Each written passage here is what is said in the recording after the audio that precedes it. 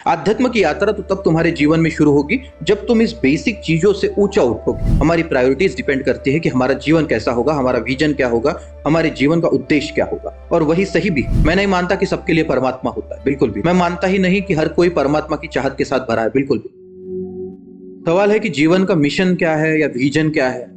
मैं जवाब वही दूंगा कि हर किसी का अलग है। ये प्रायोरिटीज की बात। बहुत से लोग तुमसे कहेंगे कि जीवन का एकमात्र उद्देश्य है आध्यात्मिक प्रगति, जीवन का एकमात्र उद्देश्य है आत्मा, परमात्मा, ये वो। मैं नहीं मानता कि सबके लिए परमात्मा होता है, बिल्कुल भी। मैं मानता ही नहीं कि हर कोई परमात्मा की चाहत के साथ भरा है, बिल्कुल भी। एक अनाथ बच्चा है जिसका कोई नहीं, उसकी प्रायोरिटी 2 वक्त का खाना, सर छुपाने के लिए कुछ निर्माण करना। एक गरीब बच्चा है जिसकी परिवार की जिम्मेदारी उस पर है, उसकी प्रायोरिटी कभी परमात्मा नहीं हो सकती। उसकी प्रायोरिटी डेफिनेटली डिफरेंट होगी। सीखना, पढ़ना, अपने माता पिता के लिए कुछ कमाना, घर बनाना, ये वो सोच।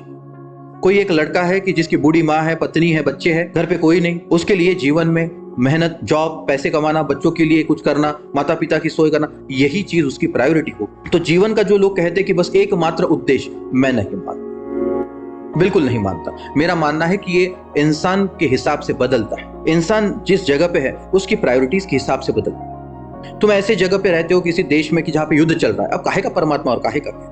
तुम्हारे लिए तो बस यही प्रायोरिटी कि बस भाई जान बचा के बच ले। कोई ऐसे देश में रहते हो जहां पे आतंकवादी हमले हो चुके, तुम्हारे पूरे कॉलोनी को, पूरे देश को किसी आतंकवादी संगठन ने कब्जा कर लिया, अब काहे का परमात्मा और काहे का क्या? सब बातें हैं फिर तब तो इन बड़ी बड़ी बातों के तहत अपने जीवन को फंसाना मत।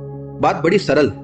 हमारी प्रायोरिटीज डिपेंड करती है कि हमारा जीवन कैसा होगा, हमारा विजन क्या होगा, हमारे जीवन का उद्देश्य क्या होगा। और वही सही भी। आध्यात्म की यात्रा तो तब तुम्हारे जीवन में शुरू होगी जब तुम इस बेसिक चीजों से ऊंचा उठोगे, जब तुम ये समझोगे अपने भीतर कि जो भी चीज से मैंने सुख चाहा बाहर से, ऐसा आनंद चाहा जो मुझे भर दे, वो मिल नहीं रहा है। कहीं ना कहीं बाहर के जीवन में असंतुष्टता है। जब तुम पैसा कमा लो और तुम सोचो कि भाई बहुत पैसा कमा लेंगे तो बहुत आनंद आएगा, तो तब तुम पाओगे कि बहुत पैसा अच्छे काम करता है लेकिन उससे वो भीतर का सुख नहीं मिलता। हाँ, चीजों को अरेंज करने में आसान हो जाता, वो प्लेजर देता है, सुख नहीं। वैसे ही अगर तुम कहोगे कि नहीं मेरा परिवार खुश होगा तो तुम पाओगे कैसे? माता सोचती है कि भाई बच्चा खुश रहेगा, पति खुश रहेगा तो मैं खुश रह लूंगा।